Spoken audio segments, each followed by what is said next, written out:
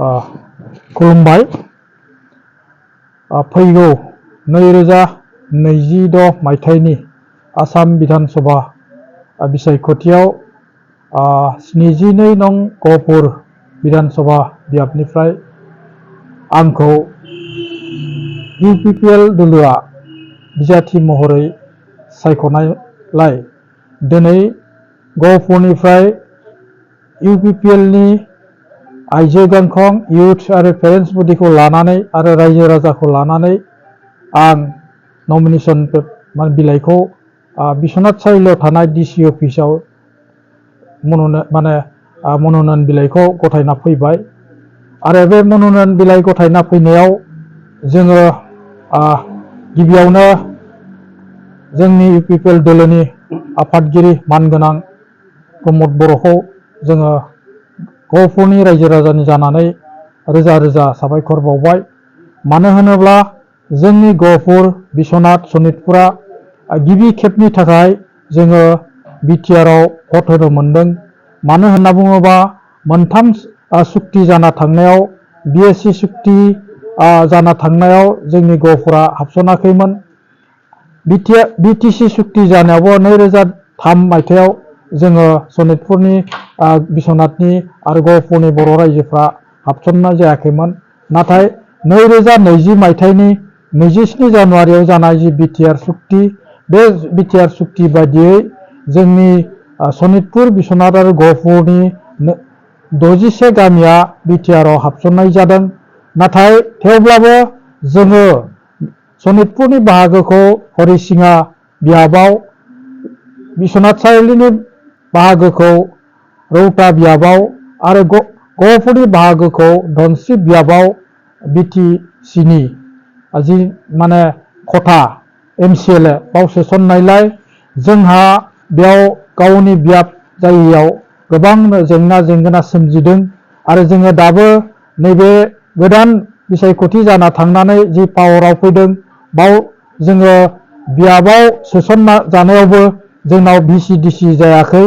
जोंनाव डेभेलपमेन्टनि जेबो मोनसे एडमिनिस्ट्रेटिभ दाथाय जायाखै। आरो बेराफारसे जोंहा जोंनि बे थानायखिनिखौ उदालगुरि डिस्ट्रिक्टआव जिल्लायाव सोसननायखाय जोंहा बरन्स गोबां जेंना जेंगोना सोमजिदों। बेनिखायनो जोङो नैबे UPPL दोलोनि जा BTR सुक्तिनि आधाराव जि एबसु आरो NDFB नि सुक्ति, बे सुक्तिनि दारै जोङो बाव हाबसननायखाय जोङो जोंनि जेंना जेंगोनाखौ गावनो गहपुरनि रायजो राजाफ्रा सुस्राङाबा जोंखौ अनसायग्रा जों गोबाव सम नुबोबाय, जों रावखौबो मोननो हायाखै। जोङो थांनाय समफोराव जोंनि बर'नि राजखान्थियाव गोहोआव थानायफ्रा 17 बोसोर 20 बोसोर गोहोआव थानानै थादोंब्लाबो जोङो गहपुराव जेबो मोजां डेभेलपमेन्ट मोन्थाय जोंनि जेंना जेंगोनाखौ मोनाखै। बरन्स बाव जोङो बड'फा उपेन्द्रनाथ ब्रह्मनि जि सोमावसारनाय, बे सोमावसारनायाव जोङो 534 सुबुंखौ जोङो गहपुरनिफ्राय खोमानो गोनां जायो। बिनि उनाव BLT आरो NDFB नि जिथुनाखि सोमावसारनाय, बे सोमावसारनायाव गासै जोङो 2000निबो बारा जों सुबुंखौ गहपुरनिफ्राय बर' फिसाफ्रा जिउ खोमानो गोनां जायो। बेफोरखौ लानानै दिनैसिम जोङो जेबो सिक्युरिटि मोनाखै। मुंख्लंनि न'खरा मा रोखोमनि थासारियाव मा रोखोमनि दुखु दाहायाव दं, बेफोरनिबो बाथ्रा थाबाय। बेनिखायनो जोङो जोंनि गहपुरनि जिथुनाखि दुखुनांथाव जारिमिन, दुखुनांथाव जाथाय, बेफोरनि बाथ्राखौ जोङो राजखान्थि भाबै जोङो बिधान सभा लकसभायाव गोख्रों जोङो दैखांनानै जोंनि समस्याखौ निष्पत्ति खालामनानै आरो लोगोसे जोङो बेयाव मोनसे फुरा दाथाय 125 एमेन्डमेन्ट बिलखौ लाबोनानै बाव 60था समस्ति खालामोब्लासो जोंनि गहपुर, बिश्वनाथ आरो सनितपुरनि समस्या जोबस्रांगोन।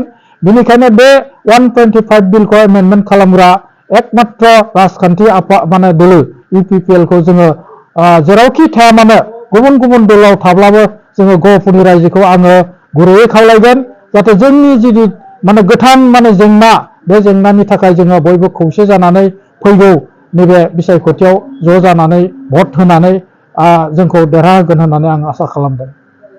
जिथुनाखि गहपुराव बिजेपि आरो कंग्रेस इउपिपिएल दङ नङा होमबा दा बेयाव नोंथांमोना माबायदि बाहागो लागासिनो बे समाव?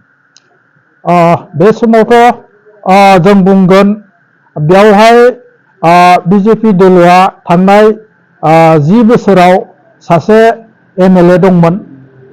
बिथाङा दाबो एबारबो थार्ड टाइमनि थाखाय बिसायख'थियाव जाखांनो थाखाय मन'नयन बिलाइखौ गथायबाय। बेराफारसे कंग्रेस दोलोआवबो सासे जोंनिनो ट्राइबेल मानसि शंकर कुटुमखौ माने बिजाथि महरै दैखांदों आरो सासे इन्डिपेन्डेन्ट होदों नमिनेसन हेमन्त बिजय महन्त जाय मानसिया जायनोखि बिथाङा कंग्रेसनिफ्राय टिकेट नागिरदोंमोन। थिग बेनिखायनो जों सानदों ओरैबायदि सानदों आन्चलिक दला जों माने इउपिपिएलआव दं। बे आन्चलिक दला गहपुरखौ सिगाङाव गणेश कुटुमनि दैदेननायाव एजिपिआव साब डिभिजन लाबोदों। गहपुरखौ माने मोजां मोनसे गहपुर हिसाबै दानायाव जिबायदि बिहोमा होबोदों। नाथाय बिनि उनाव जोङो मोननै टार्म्सआव जों कंग्रेसनिफ्राय बिजेपिनिफ्राय जिथुनाखि गोहोआव थानाय नुबाय। नाथाय जोंनि बिहेखै जोंनि गहपुरनि बर' आरो ट्राइबेल एरियाफ्राव बे रोखोमनि जेबो डेभेलपमेन्ट जों नुनो मोनाखै। बरन्स आं बुंगोन दिनै जोंनि बर' गामिजों जायनोखि आसाम माला लामा थांदोंमोन बे आसाम माला लामाखौबो जोङो दिनैसिम मोननो हायाखै। जों खोनानो मोनदों नंगौना नङा बे आसाम माला लामाखौ हयथ' दाननानै खोलाहा लांनानै धेनुदारानिफ्राय हावाजान लांफिनबाय होननानै जों खोनानो मोनदों। बे रोखोमनि नासयनाय बे रोखोमनि नेग्लिजेन्सखौ जोङो बर' एरियाखौ डेभेलपमेन्ट खालामनायखौ नासयग्रा आरो बिजेपियावबो दिनै माने अनेक माने हेंथा जाबाय। हेंथा जानानै गावजों गाव नांलाय खमलाय जाबाय आरो दिनै बेराफारसे बिरोधि दल कंग्रेसआवबो बिदिनो टिकेटनि थाखाय नांलाय खमलाय जाबाय।